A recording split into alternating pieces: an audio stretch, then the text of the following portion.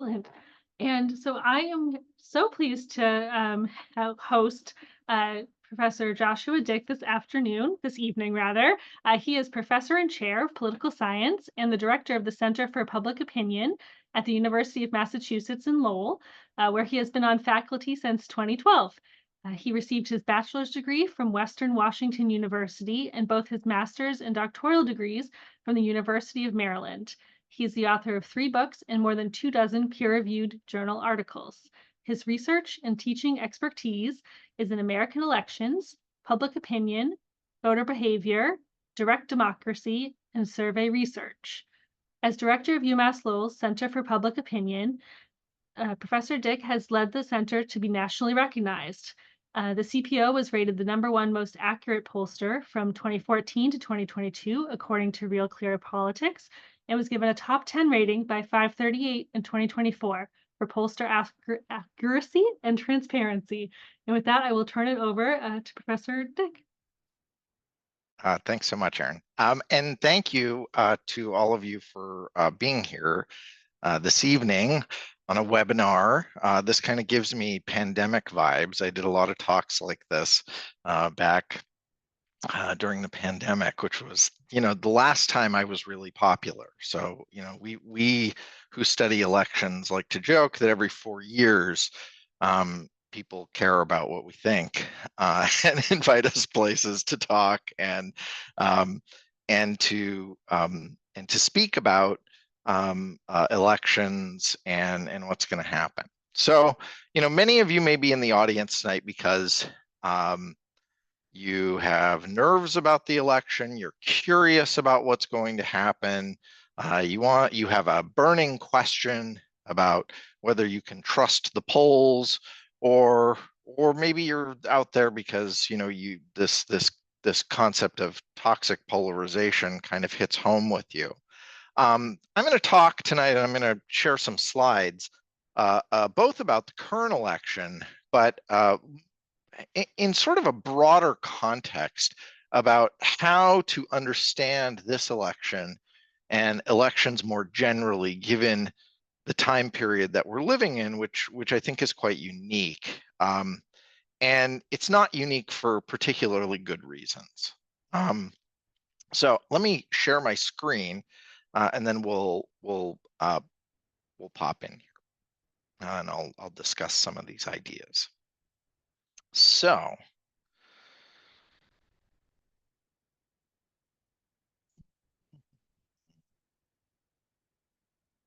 there we go. So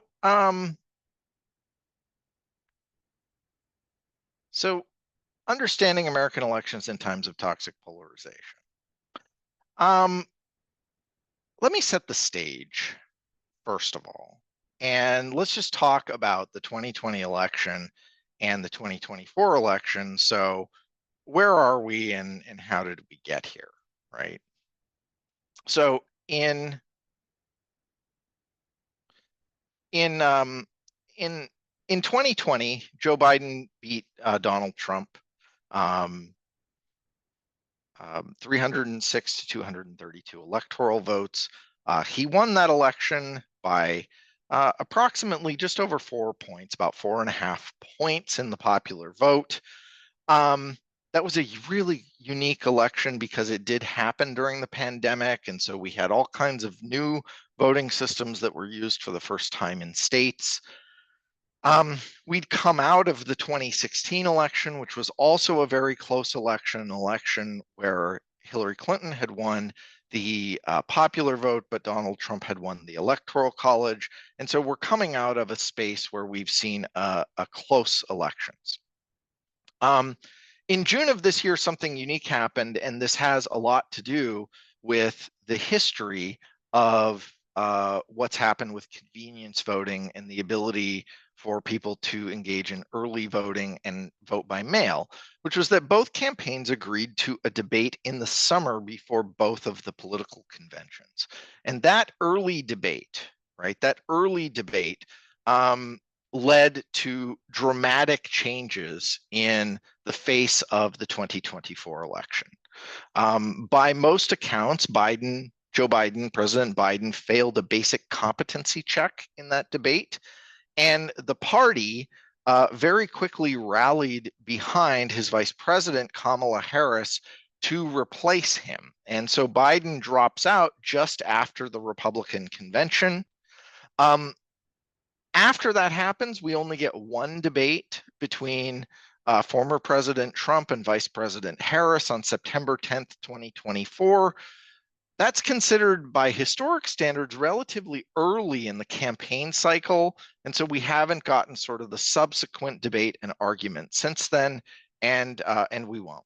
Okay, the election is going to close with really just these two debates, one that happened in June, candidate dropping out, then the conventions, and then the September 10th debate.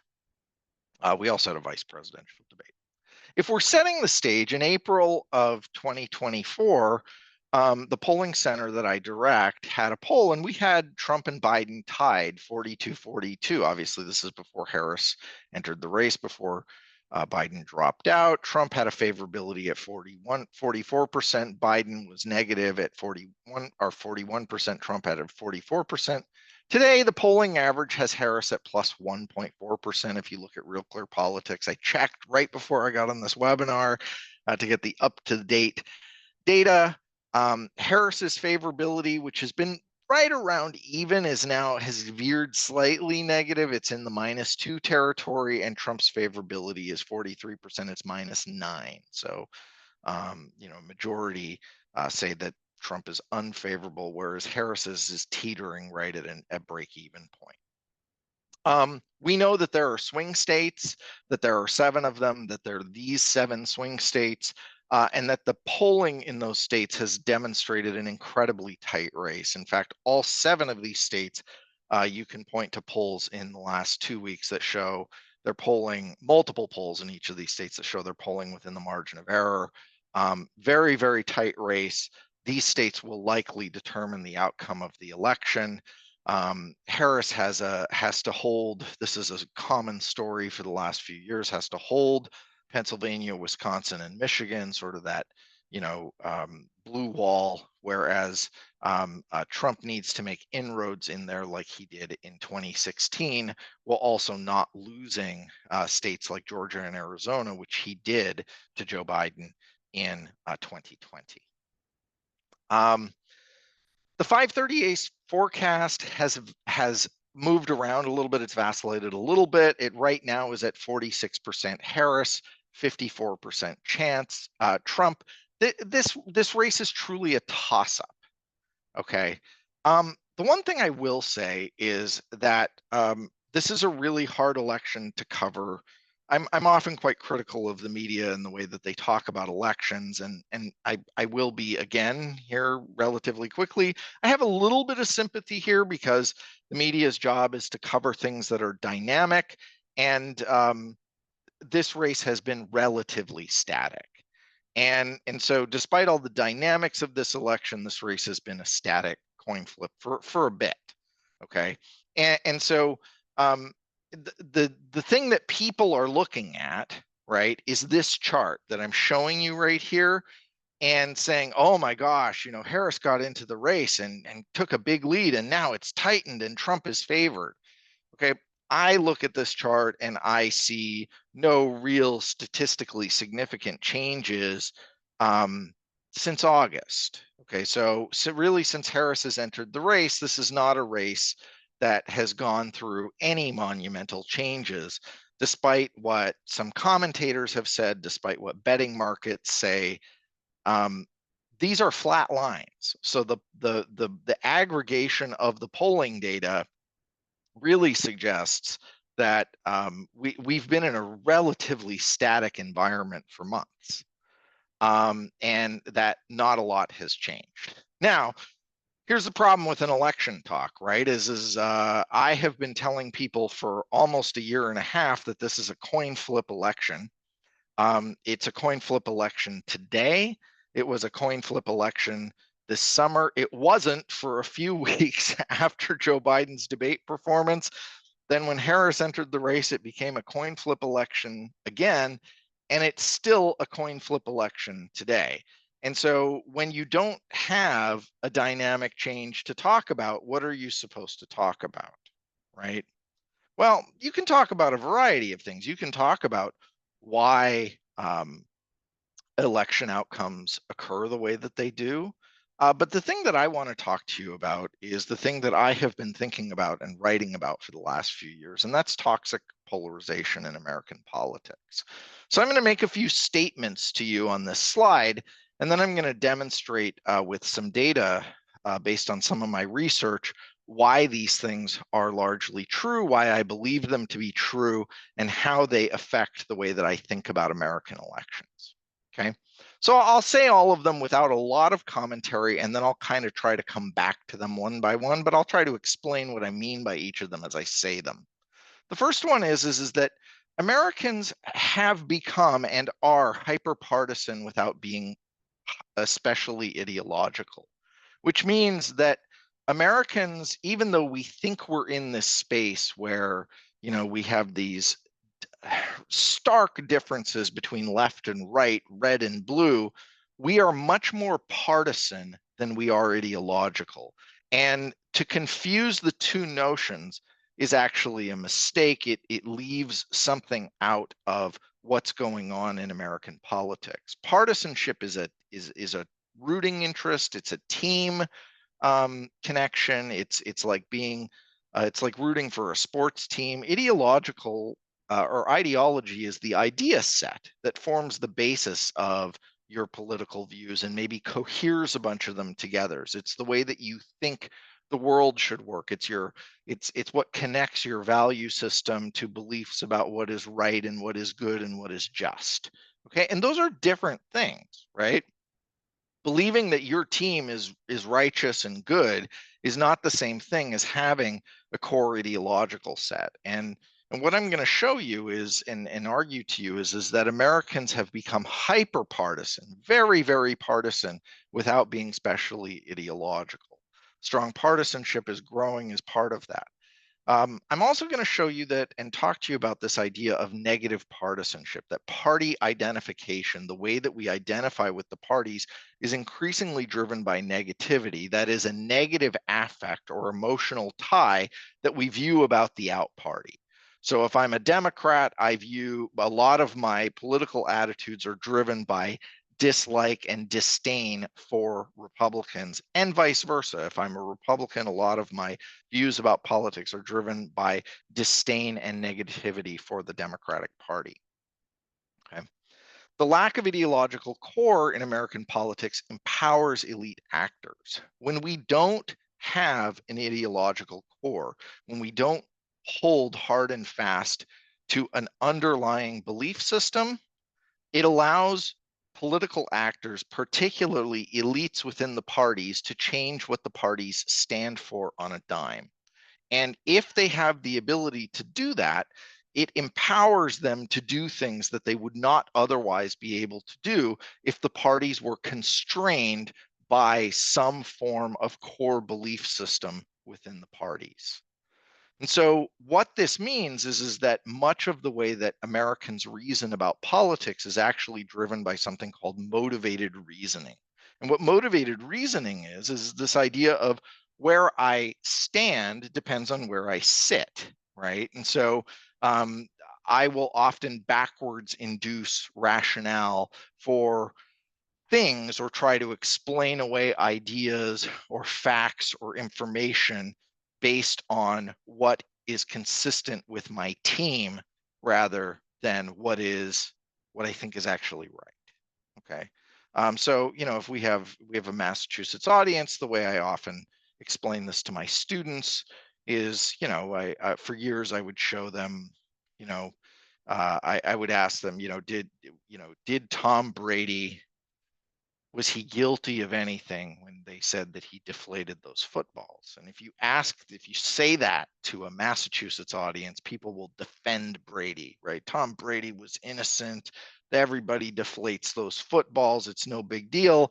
But if you go to New York and I give the same talk, people will be like, Brady, he was a cheater. He was no good. And so that's what motivated reasoning Okay, your team affiliation affects the way you reason through a problem rather than reasoning through it from first principles. So on policy and with politics, what this means is that we often follow the leader. Okay, we end up following who is saying what we should believe, and then we backwards reason our way there. Okay. I'm also going to talk maybe briefly, but I may answer this more in a Q&A about how political information and education aren't the same thing, and how political education is not the tonic that many people assume it to be. The first question I get asked in talks like this is often, isn't just the solution for people to be more educated? And the answer to that is often no, and I can explain a little bit about why that's the case. The implications of us becoming hyper-partisan and not ideological and using motivated reasoning to approach the political process are actually pretty dire for our politics, because we lose ideas of facts. We lose ideas like the notion that we can have interpersonal contact with diverse groups and that generates tolerance. And we also set the stage for the rise of populist and authoritarian movements. And that leads to situations where democracy is really put under a microscope and tested. And so I talk about a lot of these ideas in this book I wrote with Shauna Pearson-Merkowitz, my brilliant co-author who's at the University of Maryland. We published this book in 2023, and this was our pandemic project. So it's called The Power of Partisanship, available on Amazon and from Oxford University Press. And I'll even throw up a discount code if anyone's interested in it at the end. But I'm going to tell you most of what's in the book in the next 20 minutes. So let me dive into a little bit of these things. Let me talk about partisanship without ideology, right? So the difference between partisanship and ideology, as I sort of got into, is like it's this social attachment, like rooting for a sports team, right? Where ideology is this underlying belief system, your principled ideas about the way the world works, okay? Well, what we've seen over time is that strong partisanship, the total number of people who on a 7-point scale, right, that ranges from strong Democrat, weak Democrat, independent leaning Democrat, pure independent, all the way up to strong Republican, the number of people who identify at the poles of that scale as strong Democrats and strong Republicans has actually grown, and it is at its highest level as measured in the American National Election Study in 2020 over the entire data collection. That's a study that's collected every 2 or 4 years, that's funded by the National Science Foundation. And so almost half, 45% of the American public lands as either a strong Democrat or a strong Republican. So partisanship in the American electorate has grown, okay? At the same time, negative partisanship has grown. And what I mean by negative partisanship is the way that Democrats think about the Republican Party and the way that Republicans think about the Democratic Party. So what I'm going to show you is a scale that ranges from 0 to 100 called a feeling thermometer. 50 is the midpoint. So if I rate someone a 50, I'm indifferent about them. On par, we'd expect Democrats to have negative opinions about Republicans and Republicans to have, on average, negative opinions about Democrats. But what this trend line shows you is that over time, this is from 1978 to 2020, those attitudes have become more negative. So while they were slightly negative in the late 70s, in the 80s, and to the early 90s, starting with some events that you can probably predict, right? You have some big jumping off points here for 1994, the Republican takeover of Congress, in 2010, 2008, 2010, Obama election, Tea Party movement, and then all the way through the two Trump elections, 2016 and 2020, we've seen a precipitous decline in out-party evaluations. And so what we would describe in this graph is that negative partisanship is growing. So I call this affective polarization. Okay, this is partisan or affective polarization. This is not polarization based on ideas. This is polarization based on feelings. This is polarization based on, God, I hate those, insert name of party here, okay? And so that has grown. And if you sense that that has happened in society in the last 20 years, your spidey senses tingling are correct. Okay, we are in a much more negative space in the way that we talk about out partisans today than we were 20 years ago or 40 years ago. It has changed dramatically. Okay. At the same time, it's possible to push people around on policy, which gets at this sense that an ideological core is missing. So this is an experiment where we took a policy that may not be common to a lot of Americans, a 2/3 budgetary requirement. This is actually the policy that was used in California, the Proposition 13 from 1978. It was part of it, not the tax cut part, just the 2/3 budgetary requirement. And we asked if this should be implemented in Congress. And then we used an experimental survey framework to say, hey, we told a random sample of respondents that Democratic leaders in Congress had suggested it. And we told a random sample that Republican leaders in Congress. Well, if you look at all respondents, there's no statistically significant difference. But Democrats, when you tell them that it was Democratic leaders who suggested it, they become statistically significantly more likely to support the policy and less likely to support it if you tell them that Republican leaders promoted the policy. And you find the opposite effect with Republicans. Republicans become more likely to support it if you tell them that it came from Republicans, and substantially less likely to support it if you tell them that Democrats came up with the policy idea. So this is negative partisanship working its way into policy rather than people using their ideological predispositions to figure out where they stand. Okay. But one of the things that we do in the book is we talk about where motivated reasoning works its way into things where it doesn't make sense. And so we start with nonsensical examples, and then we try to walk it back into some spaces where we may have been familiar with it, right? So this is a nonsensical explanation. Okay, so what does politics have to do with our own individual preferences for food? There is something called the politics of food that's very real, that I'm not going to discount. But here we just took some foods and we told people, we gave some controls where we gave no treatments, and then we took two specific foods. One, which is actually a favorite of former President Donald Trump, and one which was a favorite of former President Barack Obama. And for Trump, that's meatloaf, and for Obama, that's chili. And so what we did in the experiment was we actually tested whether or not people would respond to cues if we gave them the information about this that was verifiable online.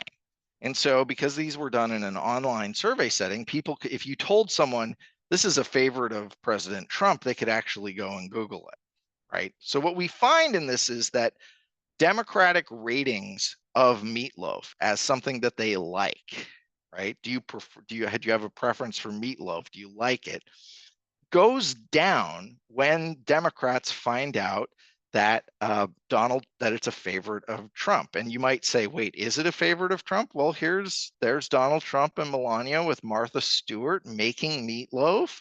Okay, here's this weird story about Donald Trump force feeding Chris Christie meatloaf on election night.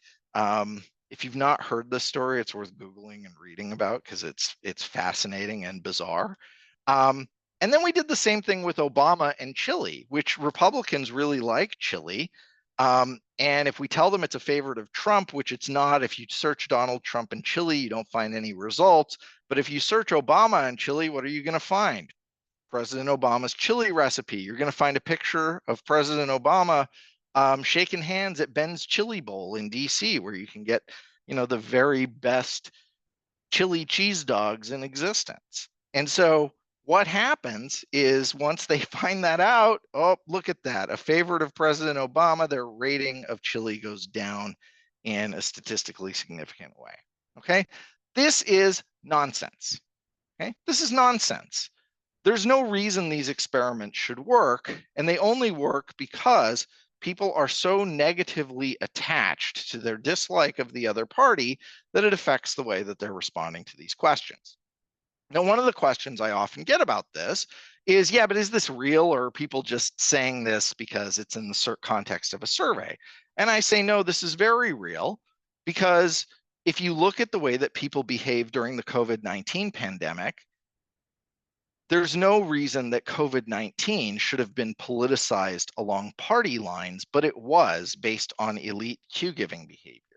Okay, and this is the relationship between the Democratic percentage of the two-party vote in 2020 and the percentage of people who got in their county fully vaccinated by the end of 2021.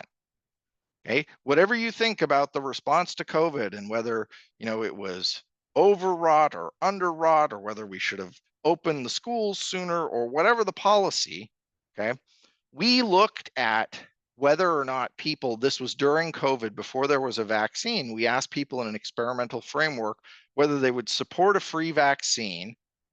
And we gave treatments based on whether Biden was president, which is this downward sloping line, and whether Trump was president. And there are two important things to understand about what's going on in this graph, which is that if Trump had been president instead of Biden, Republicans would have been more likely to support the vaccine. Okay. The other piece of this is that if Trump had been president, Democrats would have been statistically significantly less likely to be in favor of a free vaccine. Okay.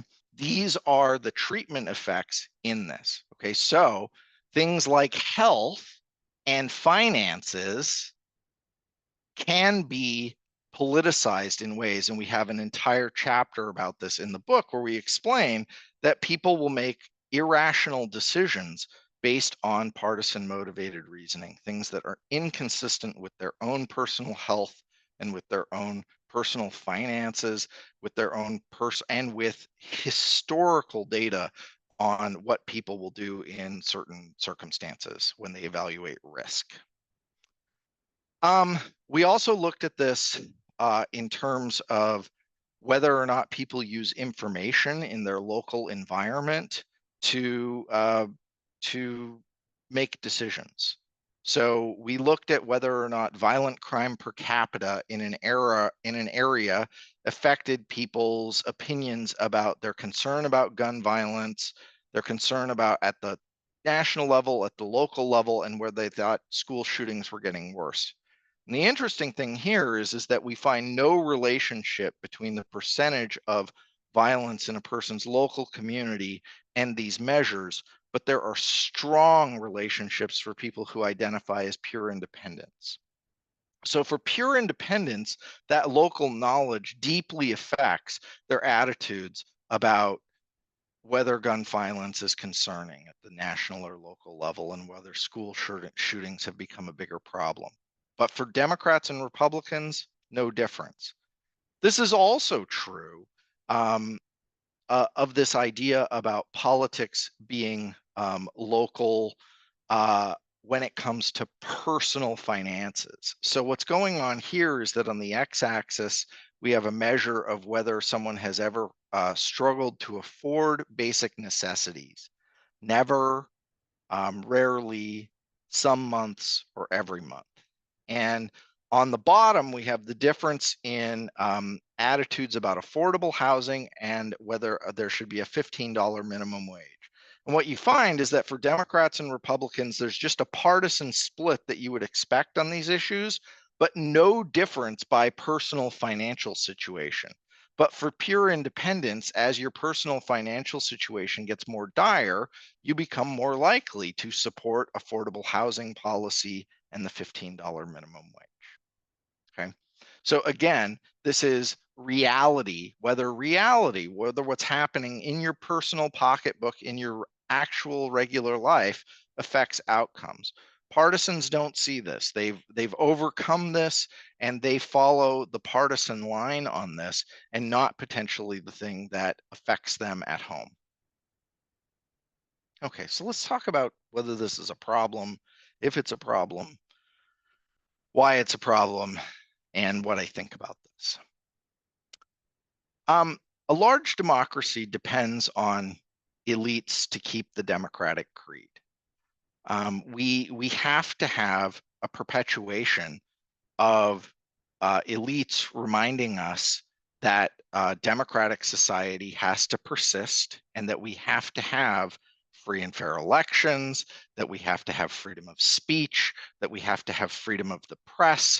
So the underlying tenets that sort of act as the guardrails to our society have to be frequently held up and supported as a valence. That means supported by everyone, okay, regardless of their ideology, regardless of their partisanship, etc. That's how we persist in having more and more democratic elections. That's how we keep the cycle moving, right?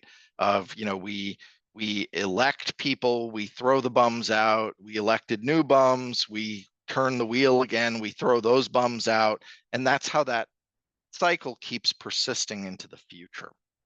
We also need a free society that depends on a healthy fourth estate. If you look at any international media experts, like some of my colleagues at UMass Lowell who've studied this, free society depends on free media. You have to have free media. And I think that some of us would argue that our media is not really living up to the standard that we would hope for in this right now.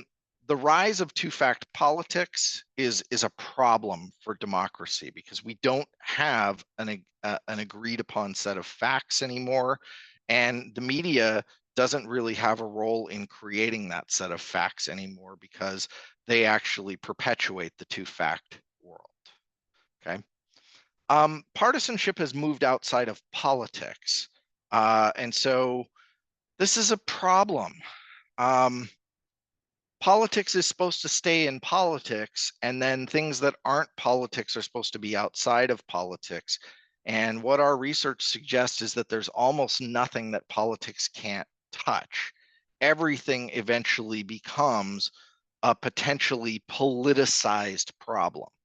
And once it becomes politicized, it becomes subject to motivated reasoning. And so some of those things that we expect to happen by learning about differences about each other, one of these key theories in sociology and political science is called the intergroup contact effect.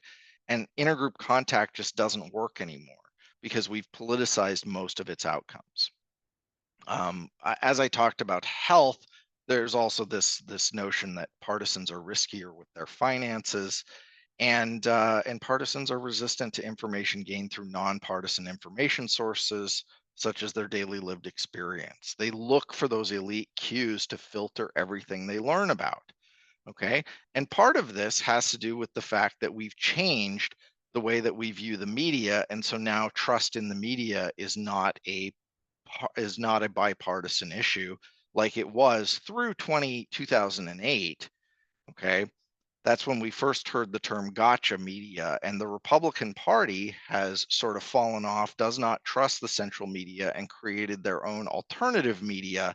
And because they were successful based on the profit motive at creating alternative media sources, particularly in the cable news sector, Democrats, other stations followed suit and created content that would appeal to the people who weren't being picked up by stations like Fox News. And so it made a lot of the content that exists in the cable news sphere just basically garbage. It's all opinion journalism now, and very little of it is actually reporting.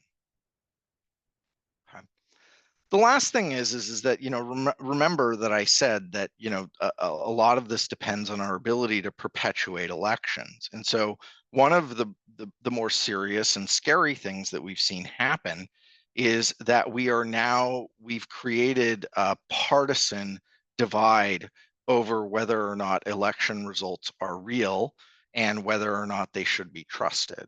And so, as you can see right here on the question of who won the 2020 election, you have a stark partisan differential between Democrats and Republicans on who won the election of 2020.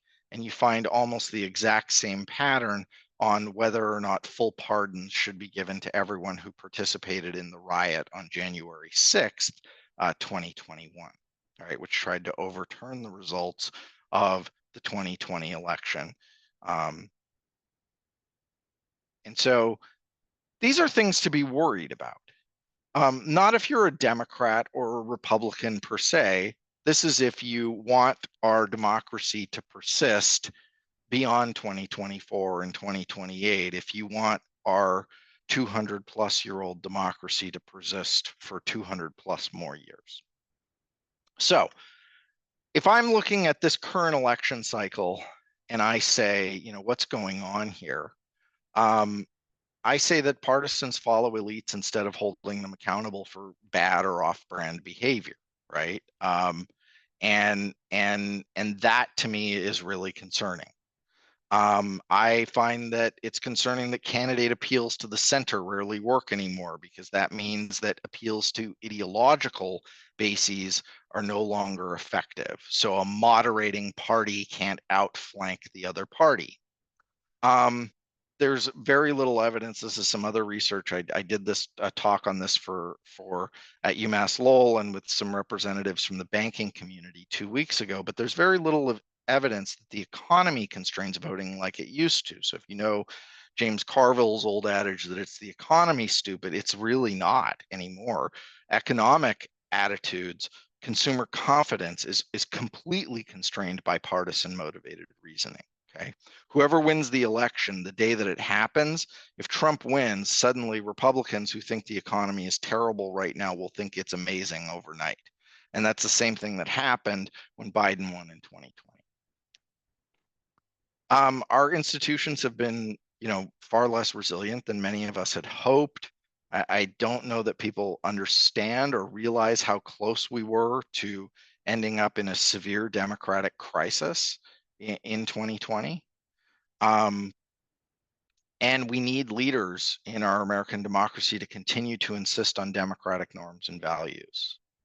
The most important part of American elections is not this election, it's the perpetuation of elections. It's the fundamental belief by all Americans in the democratic process and that it continues. And with that note, I will take any questions, comments, concerns, queries, critiques, and I thank you very much for your time, for your attention. The book I've written is called The Power of Partisanship. There's a promotion code here. The last I saw on Amazon too, it was discounted, so I think it was down to $20. So it might actually be cheaper to buy it through Amazon than through the publisher, but through the publisher, there's a discount code right here. So thank you, everybody, and I'm happy to take some questions. Excellent. Thank you, Joshua. We do have a couple questions in the Q&A, and people, please feel free to enter some more. One question was, what is the 538 forecast? My understanding is it's kind of takes a look at a lot of polls. Yeah, so okay, so the 538 forecast goes back to 2008. So this guy named Nate Silver started a website, and what he started doing was, rather than looking at a single poll, he took all the polls together and created a prediction, a projection of what would happen in the election based on all of the polling data. So we've seen a lot of sort of over time, we've seen this grow as kind of an industry. Nate Silver predicted 49 of 50 states correctly in 2008 using his forecasting model. He predicted all 50 states in 2012. And then in 2016, we saw the forecasting industry kind of fall on its face because there were a bunch of copycats. Many of those models had given Hillary Clinton a 99% chance of being president. And of course, she did not win that election. And so 538 is a persistent website. It's owned by ABC News. It's now no longer run by Nate Silver. It's run by sort of an up and coming forecaster who used to run the forecast for The Economist. His name's G. Elliott Morris, and he is sort of their head honcho now, and he runs a forecast. There are other forecasting models out there. So I believe Nate Silver still has a forecasting model, even though he's no longer associated with the website he built anymore because he sold it to ABC. when he moved over there in 2016. So that's what it is, and it's basically a mathematical model that takes all the polling data and data we know about political environments, and it slaps it all together and it spits out a probability that someone's going to win the election. So right now, it's a 54% chance that Trump will win and a 46% chance that Harris will win. It's been teetering in that 50-50 range for months. It's a coin flip. Okay. Don't think of it any other way than it's a coin flip, because people hear that someone's ahead in that forecast and then they're like, oh my God, Trump's going to win, or oh my God, Harris is going to win. And it's like all that it does is tell us a probability. And so what it's telling us right now is there's a great deal of uncertainty around this election. Great, very good question. We also have a question about asking if you can briefly describe how polls are conducted. Who's polled? How is the data reported, and to whom? Sure. I could have done a whole talk just on that, and I do sometimes do whole talks just on that. Polls are done in a lot of different ways. So the polling industry, it used to be very easy to do 30, 40 years ago because everyone had a landline telephone and no one had a answering machine or voicemail or caller ID, right? And so people would call landline telephones. They'd use a randomization method within the household, and then they'd get a random sample, and they'd get a response rate of 40 or 50%, and they'd be able to use all the nice mathematical properties of random samples. Okay? What's happened today is that response rates have been falling for years. People stopped using landline telephones. First, they started to have cell phones and landlines. Now almost no one has a landline. There's very few landlines left. So much so that at one point, I believe the cable companies were charging you less if you kept a landline than if you got rid of your landline, right? But landline telephones have died, and cell phones have taken over. People under 40 don't answer their phones. They don't believe in the communication norm of answering a phone, particularly from a phone number they don't recognize. And so our ways of communication have changed. Telephone polls today still exist. They're very difficult to conduct and they're very expensive. And they have very small response rates, like less than 1%. Okay. There's also polling that happens through online means, and where you collect a large sample of people online. It's not necessarily a random sample, although it could be. It's more expensive to get a random than a convenient sample. And then you use some kind of advanced mathematical techniques to try to pinpoint how to delete some people out of that sample to make that sample look like gold standard samples of the population, like the census. So if we know some things about the extant population from the census, how did we make this population look like the census population by some mathematical things? Okay. The point is that every poll conducted in every method, whether it's by phone, whether someone mails you a postcard and directs you to a website, whether you get paid to join an online panel and then get selected into a panel like Harris Poll or like YouGov, all of those polling methods are going to create samples out of their data that are biased. Every sample that gets polled initially is too old, too white, too educated, too urban, too rich. Okay. All of them. Oh, and too female. Women are more likely to respond than men. So what it requires is a post-stratification adjustment. And what does that mean? Well, that means if we don't have enough young people, the young people that we have, we're going to upweight how much their answers count. And the people that we have too many of, like, old people, people over 65 who are women and have, master's degrees, we're going to downweight them because we have too many of them to try to make the overall percentages of our populations match what's in the census. All polling uses that kind of post-stratification algorithm. Phone polls, internet polls, postcard push to web, all of them. All of the devil in the details is in the weighting of any poll. And pollsters really should be completely transparent about how they're doing this, because it's impossible to actually ascertain a random sample. It's through the mathematical algorithms of weighting that you pull out those types of populations and can estimate a random sample of the population that is representative of the population and then of the electorate by adding information about who's a likely and not a likely voter. Okay, but that's how polls do that these days. Excellent, thank you. We also have a question. If everything you are saying about polls being not as effective, why is the news still so focused on their ability to predict? Polls seem a bit sketchy now. Well, here's what polls. It's not that polls aren't predictive. Okay, it's not that polls aren't predictive. So I had a conversation with one of my students about this today. In 2016, we had a dynamic poll that happened. Okay, we had a very good example of dynamic polling. So I was polling, particularly in 2016, I had a swing state poll in New Hampshire. The first version of the poll that I brought up, or that we released in the first week of October, showed that Clinton was up by 6 points in New Hampshire. Okay.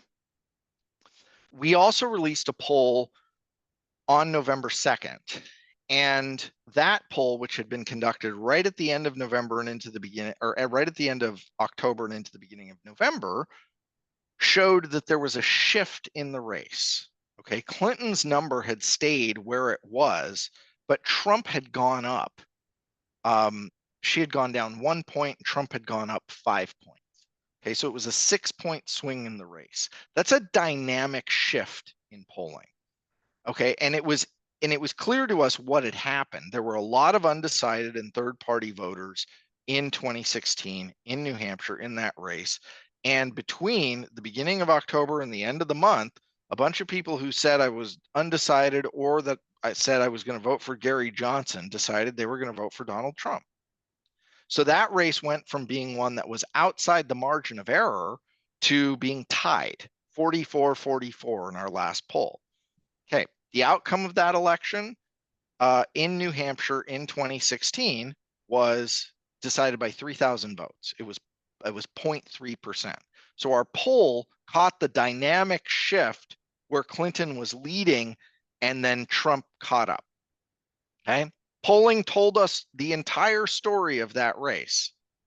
What I'm telling you that polling is telling us about 2024 is that it's really close. And there are 7 states that are all within the margin of error, and we haven't seen those dynamic shifts happen. So the lack of a dynamic story, which is what everybody is searching for during the campaign, doesn't mean that polling isn't telling us what's there. It's just that this happens to be kind of a boring story. It's a boring story that tells us this election is too close to call. It's extremely close. Turnout is probably going to matter at the margins greatly in each of these 7 states. It could be a long night or a long week of counting votes. And polling has told us that it's too close for polling to tell us who's going to win. If someone was ahead, polling would also tell us that, right? We'd have a sense of who was ahead. And if there was a dynamic shift, if something had shifted dramatically, polling would tell us that as well. One of the things I think that there's an insight in this world of partisan motivated reasoning is that people have become less responsive to information. And that is concerning to me. I want people to learn and update their priors and to think about elections in a dynamic way. And one of the things that partisan motivated reasoning and media silos and echo chambers do to us is it reinforces that even if something cataclysmic were to happen, that you would think is the kind of stimulus that should change minds in elections, we're also hardened in our partisan bubbles that we're immune to it. And that is the concerning reality, I think, of where we find ourselves. And that kind of is where I think some of the research I've been doing the last few years overlaps with what I'm seeing as kind of the stasis of the 2024 election. Now, the stasis could be a different stasis, right? Where one candidate was up by 10 points. It just so happens that our stasis is a stasis where it's nearly tied. We have a question in the chat that's a bit about kind of the partisanship in media. They say in the old days, you know, they point out that both, like, for instance, the Boston Herald or the Boston Globe have different political leanings, and they're asking, Sure. how is that different from partisanship today? Like, how It's so you're correct. I think that not every, first of all, not every city had that. You know, a left wing and a right wing newspaper. Um, Most cities just had one newspaper. Now many cities don't have any newspapers. A lot of cities had local media. Now many of those local media organizations are owned by a national conglomerate. The other piece of that is that just the language and the vitriol has changed. So, you know, I've seen that dynamic occur over time with, you know, it's not that there's never been negative partisanship before. It just happens that we're in a particularly nasty era. And we've been in nasty eras before, right? And we've come out of them. And so, you know, maybe my sky is falling predictions are the most negative predictions of our book, which is pretty depressing or wrong. And my co-author and I frequently have this conversation, which is that I've never wanted to be more wrong about anything in my life than what I wrote in that book. So if that book can be totally wrong, I will be totally happy.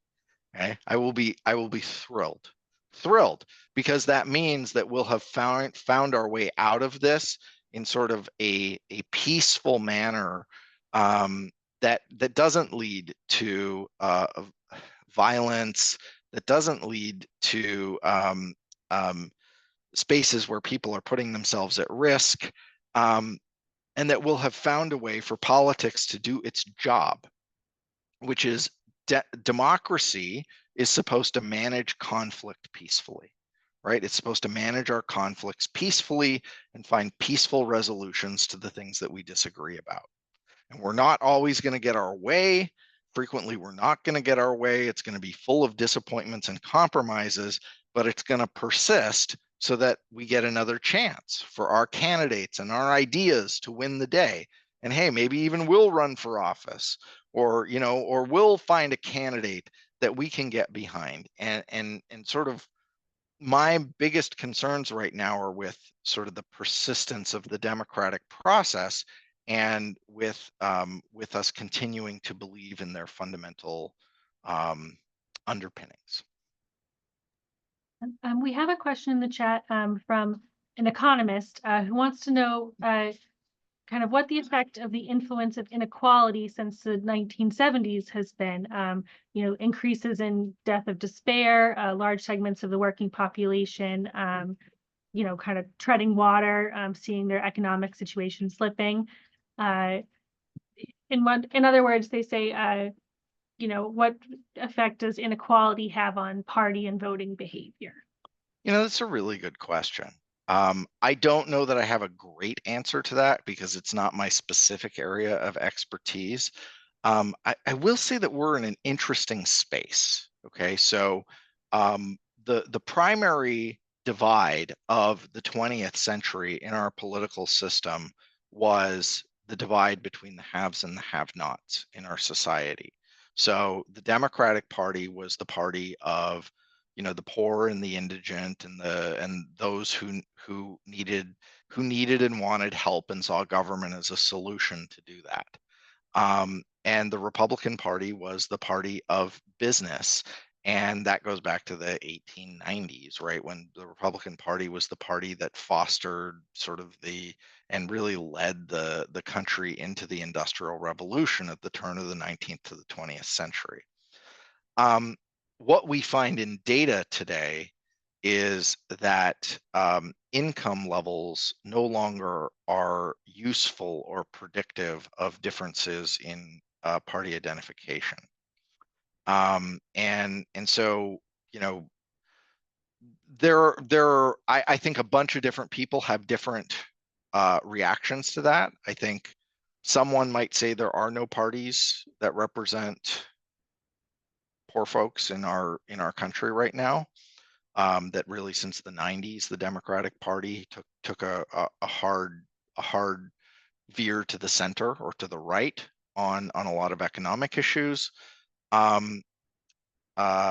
Certainly, Donald Trump has gained among that group of working class white Americans quite effectively, and sort of the way that populist rhetoric has come out of his campaign has fundamentally shifted the way that we might think about the politics of welfare economics in the United States today. But certainly, as far as individual identification goes, the parties are relatively indistinguishable by income today, and that is a major shift in the way that our politics works today.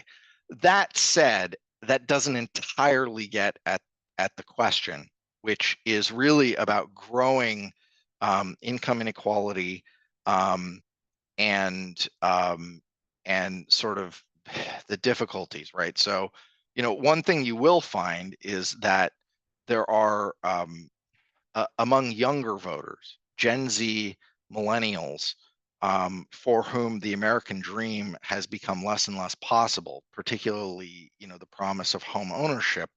You'll find much more radical and leftist values among that group, and high levels of support for political reform. And the thing is that often these things have a really long lag time to take effect, because you're like, oh, well, then why? Well, but young people don't vote at very high levels. And so, the oldest millennials right now are about 43 years old. So there's a coming storm of people who are about to become the majority, or certainly the plurality of the voting base in the United States, who are quite angry about this exact question. And I don't quite know the answer to how it's going to play out, but it's going to be a big part of politics in the next 20 years. Thank you. We have a question harkening back to your mentioning about education not really working. And they ask, don't you think if we better understood our election process, voting processes, would that be helpful? I wish that the answer was yes, but the thing that I can tell you about the data is that the most educated people tend to be the most likely to identify as strong partisans. And so educated people are part of the polarization problem. They are actually at the center of creating polarization. And so we have this sort of folk tale of American democracy, that the educated folks are the ones who are able to discern facts and can be in the center and be independents. But that's not what independents in America are like.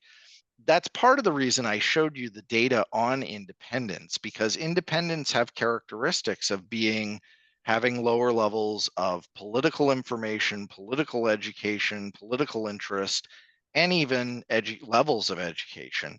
And yet, they're the only ones who use information that doesn't have to be learned, that's just received. That's that information from your local environment. Everybody knows what their local, if you live in an area that's dangerous or safe, right? Whether you have high or low crime. Everybody knows that. And so what we were looking at with some of those tests was to look at the ways that independents, who among political scientists, independents are often talked about as these, uneducated wretches. And we were trying to demonstrate that independents actually act more rationally than partisans, even though they have lower levels of information. So I'm working on a book proposal for my next book, and my next book is going to be all about political independence, why they think what they think, how they think what they think, and why we discount them in really ineffective ways. Because the way that the folktale of democracy tells it is wrong. Independents are not the most informed part of the electorate, right? When people get high levels of education, they tend to silo off, they pick a side. But independents are a really critical cog in our system for making it run. And I don't think we give them enough credit for how they use the information that they have. Thank you. We have a clarifying question in the chat. When you say educated, do you mean, people who received, levels of education in school, or people like civic education, people that It, received that? it's these things actually cohere pretty well, and so I'm Mhm. kind of using them interchangeably, because both, if I use either one in a model, both of the effects tend to work. So yeah, I often will use them, and it's a good clarifying question because they are different things, right?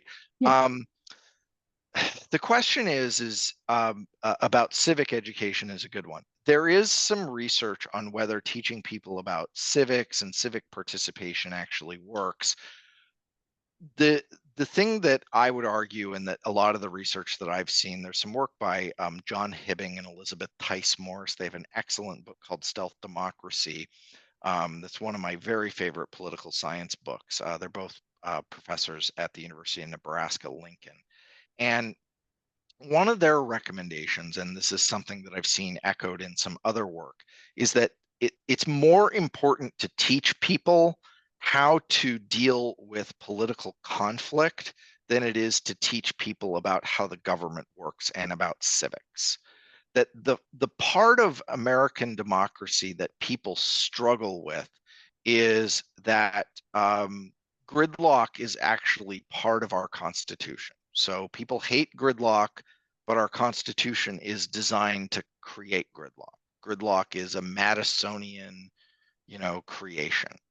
That that many of the things about American democracy that we dislike and that turn us off about politics are things that we need to learn to tolerate.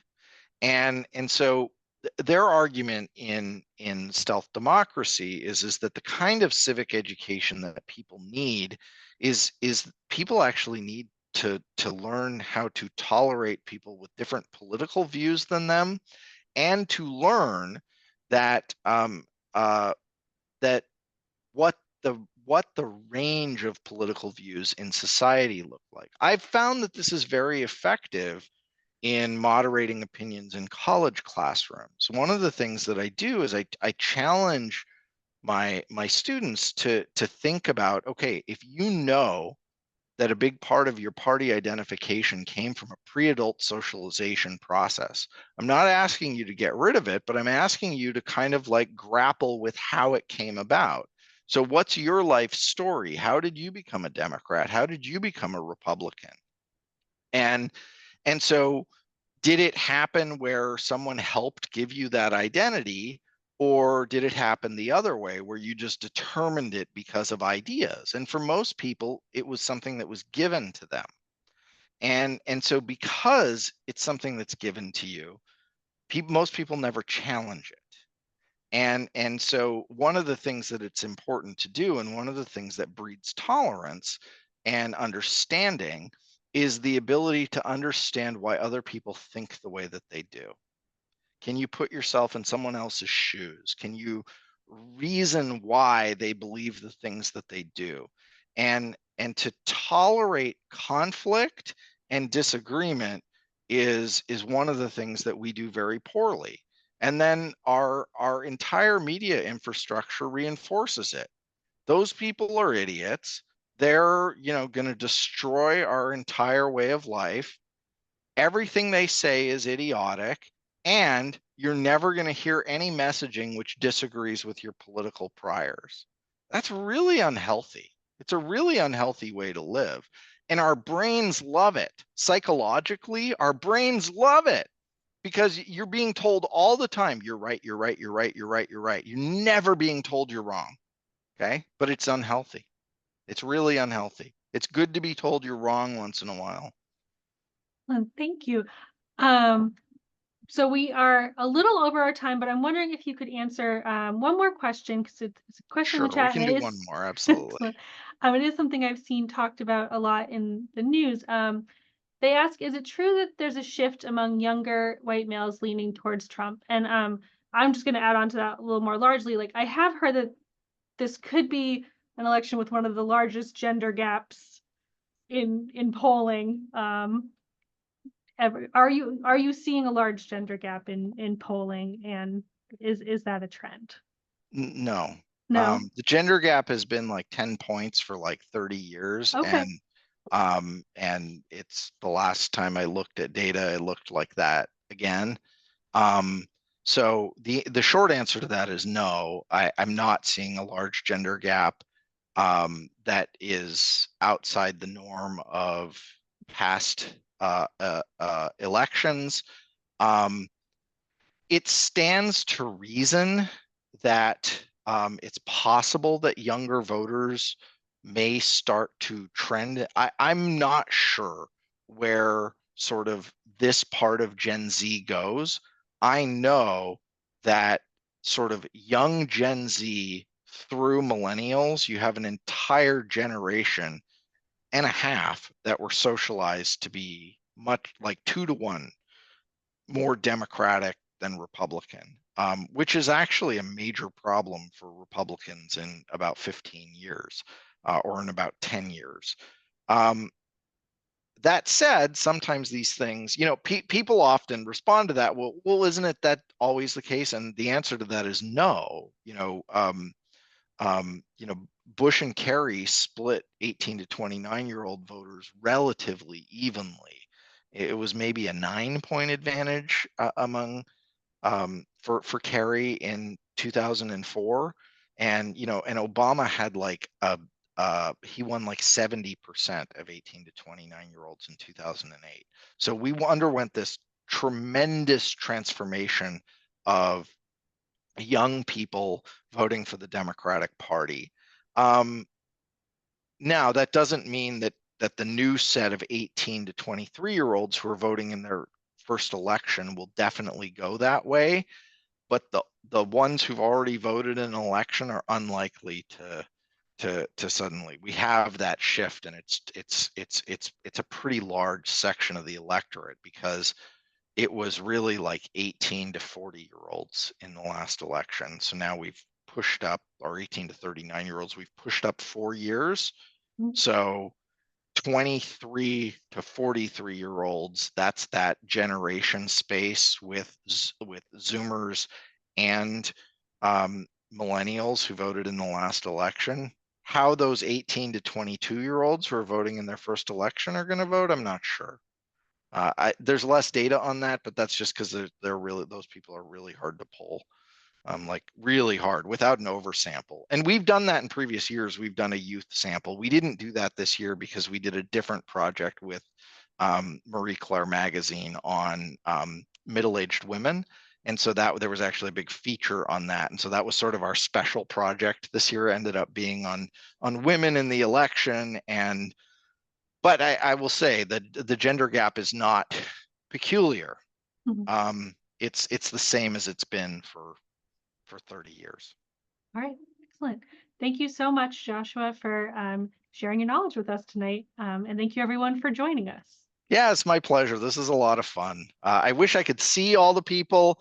If you didn't get your question answered, feel free to email me. I'm real easy to find. Just Google that name. You'll find my email address, but feel free to send me an email. I'm happy to answer any other questions that didn't get answered. So thanks, everybody, and have a great night, everybody. And thank you. Thank you.